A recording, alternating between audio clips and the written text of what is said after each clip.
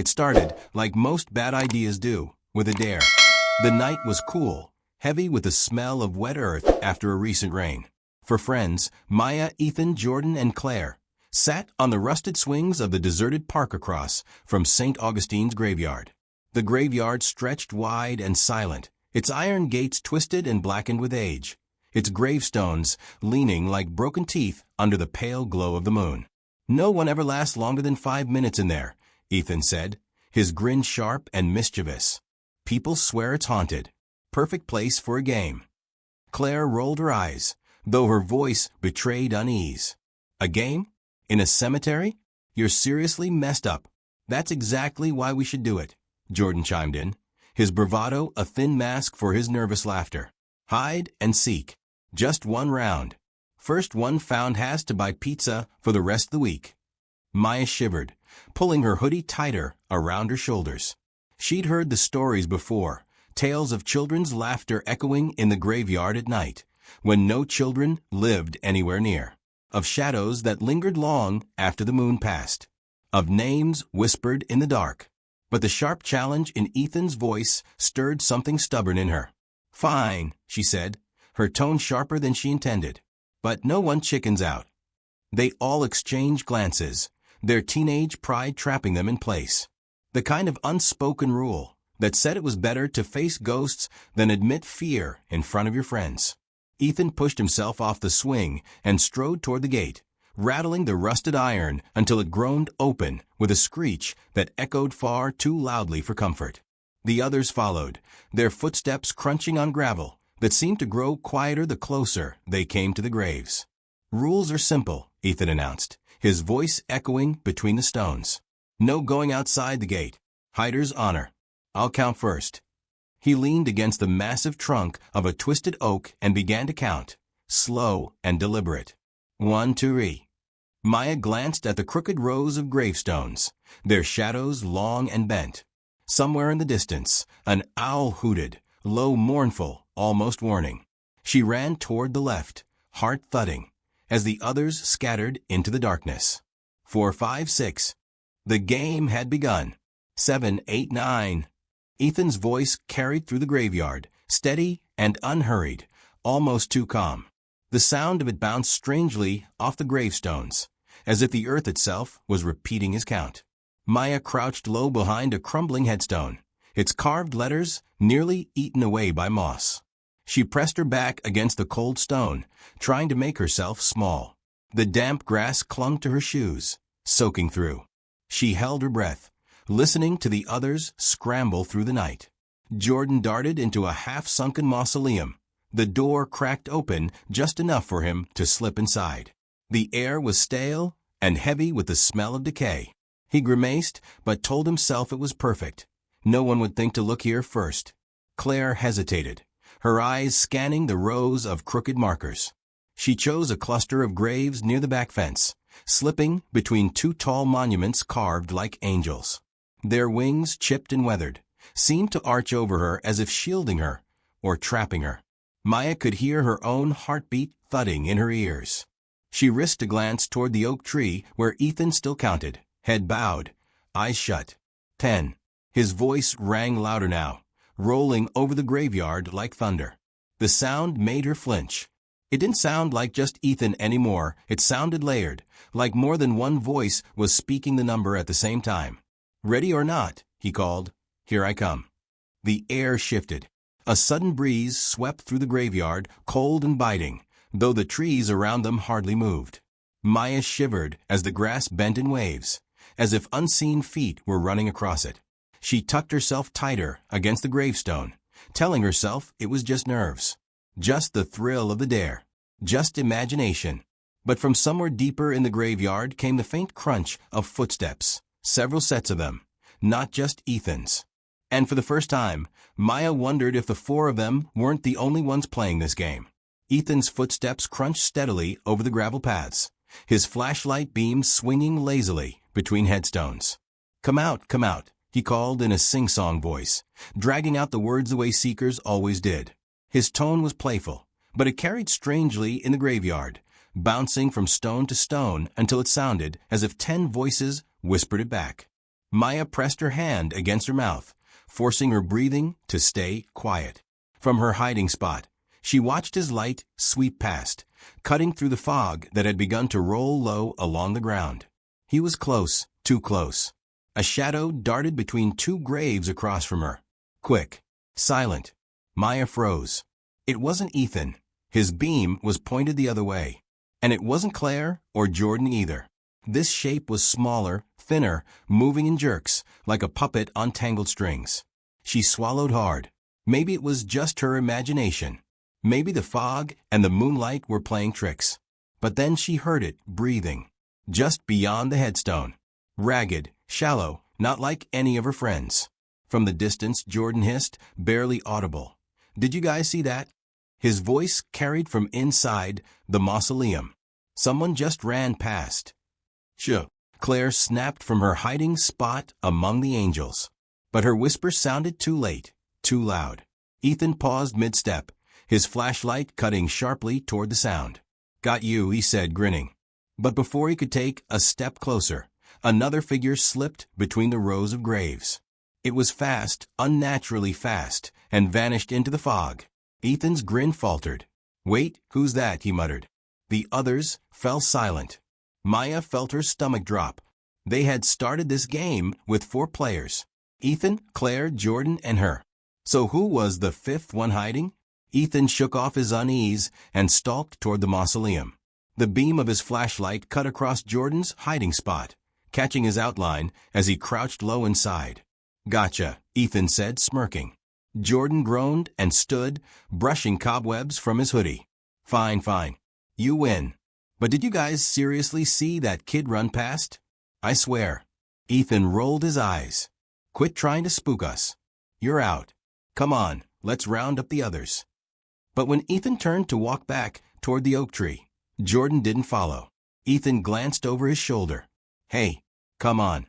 Jordan was gone. The flashlight beam swept across the open mausoleum doorway, empty. The stone steps inside were slick with moss, untouched. Ethan frowned, walking back to check. His light passed over the cracked stone walls, the damp corners. No one. "Very funny, Jordan," Ethan muttered, though his voice trembled more than he liked. "I saw you. Don't mess around." But the space was hollow, abandoned, the silence pressing against his ears. Jordan had been there. Ethan swore he had even grabbed his arm. He could still feel the damp fabric against his fingertips. Yet the mausoleum was empty. Maya, still crouched by her gravestone, bit down on her sleeve to stop herself from screaming. She had watched it happen. She had seen Ethan touch Jordan's shoulder, seen Jordan stand, then blink out like someone had snuffed a candle. No movement. No sound. Just gone. Her heart thudded, so loud she feared it would give her away. Claire must have seen too, because across the graveyard she let out a sharp, choked gasp before clapping both hands over her mouth. Ethan spun toward the sound. His flashlight beam swept over Claire's angel statues. "Got you," he barked, desperate for normalcy. But his voice cracked. Because behind Claire, just beyond the statues, another shadow moved. Smaller than her. Watching. And smiling. Ethan's flashlight beam froze on Claire's pale face. She was pressed tight against the angel statues, her eyes wide and shining with terror. She didn't move, didn't breathe. "Claire," Ethan whispered, lowering the light slightly. "It's just me. You're caught." But Claire didn't respond. Her gaze wasn't on him. It was fixed over his shoulder, on something in the dark. Slowly, Ethan turned. The fog had thickened, clinging low around the gravestones. Out of it came a voice. 1, 2, 3. High-pitched, childlike, counting. The sound crawled over their skin, threading through the night like a nursery, rhymes sung too slowly. It didn't come from any one direction. It was everywhere, echoing off the stones, spilling from the trees, sliding up from the soil itself. Ethan's mouth went dry. "Who's there?" he demanded, but his voice cracked, and the beam of his flashlight trembled in his hand. Maya pressed herself flatter against her hiding stone, her lungs burning as she fought the urge to gasp. She had heard it too. That wasn't Ethan counting. That wasn't any of them. 4, 5. The numbers dragged out, each one heavier than the last, as if something unseen were savoring them. Claire bolted. She tore out from between the angel statues and sprinted toward the gate, her shoes slapping against the gravel path. "Claire, wait!" Ethan shouted, running after her. But she didn't make it far. The counting voice rose above them, echoing off the heavens. 6. The ground beneath Claire's feet seemed to give way.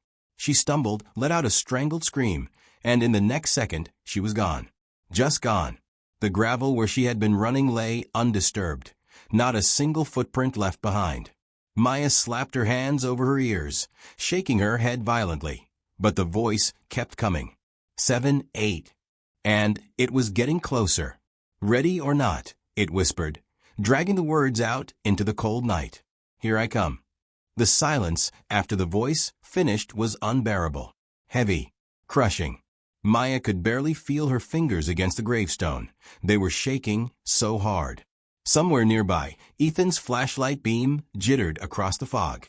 His breaths came ragged, frantic. "Claire," he shouted, though he already knew it was useless. The graveyard swallowed her name and fed back nothing but silence. Maya finally dared to crawl out from her hiding spot.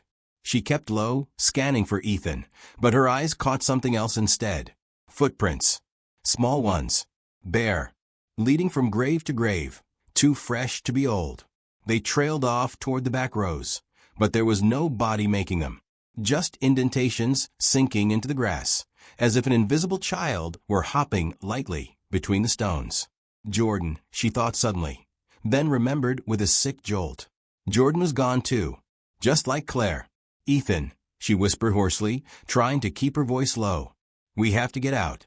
Now." He whipped his head toward her, eyes wide, flashlight beam cutting across her face. He looked almost relieved to see her still there. "Where's Jordan?" he asked, though the question sounded broken, desperate.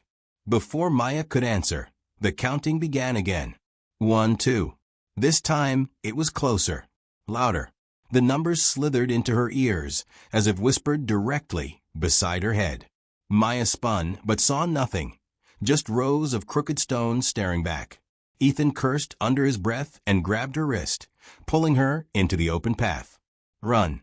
They sprinted between graves, their feet slamming against the earth. Shadows bent and stretched around them, following.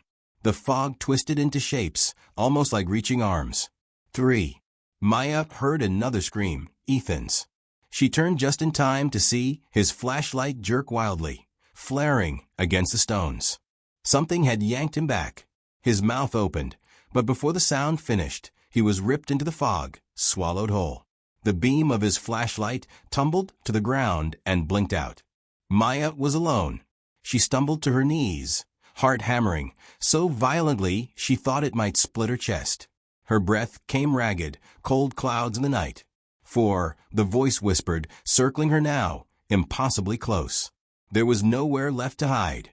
Maya staggered to her feet, legs trembling, lungs burning with cold air.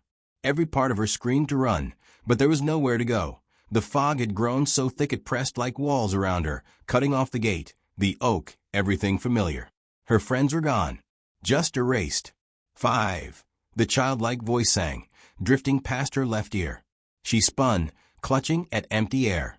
Nothing, just the looming silhouettes of headstones stretching endlessly. 6, it whispered again, this time from her right. Her chest tightened. She clamped her hands over her ears, shaking her head, but the voice seeped through, inside her skull now. It wasn't just counting anymore. It was choosing her. Her pulse throbbed in her throat. No, I'm not playing anymore, she thought. But she knew the rules didn't matter. The game wasn't theirs now, it belonged to something else. 7. She broke into a run, darting between crooked monuments, her shoes slipping on the damp grass. The names etched into the stones blurred past unreadable, but every time her eyes flicked at them, she thought she caught her own last name carved there. Over and over. 8. Her foot caught on a root, and she stumbled forward, landing hard against a tall headstone. She gasped in pain, pressing her palm against the cold stone to steady herself. Her fingers brushed across carved letters. She froze. Her name. her full name, freshly etched, the groove sharp as if carved minutes ago, and below it, a date of death. Tonight's date. Nine, the voice crooned, dragging the word like a lullaby. A rustling sound rose behind her, like small, barefoot steps scurrying closer, faster. Maya's breath hitched. She pushed away from the stone and ran, blind, her arms slashing through fog. 10. A hand brushed her shoulder. Not warm, not alive. The touch was skeletal, weightless, yet it burned cold through her hoodie as if her soul recoiled from it. Maya screamed and stumbled forward, but her legs felt heavy, leaden, as if the earth itself wanted her. She looked down in horror. Her feet were sinking into the grass, swallowed by black soil that hadn't been soft a moment before. She clawed desperately at the ground, nails breaking, heart hammering. Behind her, the voice whispered, low now, satisfied. Found you. Maya's scream tore through the graveyard, then cut off as the soil swallowed her whole. One moment she was there, thrashing, her hands clawing at the earth. The next, the fog folded over her like a curtain, and she was gone. The graveyard stilled.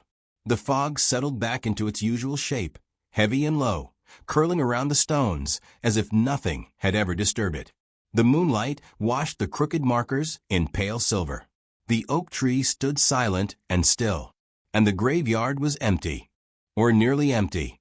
If you stood there long enough, if you listened, you could hear the faintest trace of voices.